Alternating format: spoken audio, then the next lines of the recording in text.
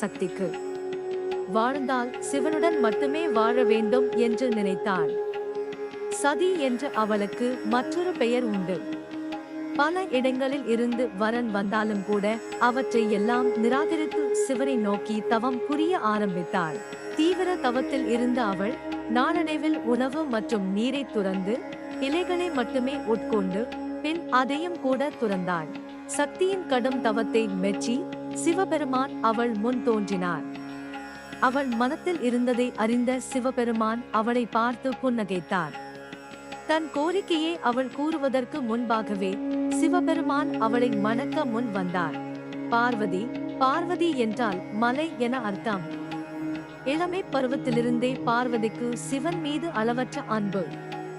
அவள் வளர வளர சிவனின் மீதான காதலும் வளர்ந்து கொண்டே வந்தது. ஒரு கட்டத்தில் அந்த காதல் சிவனை மணந்தே தீருவது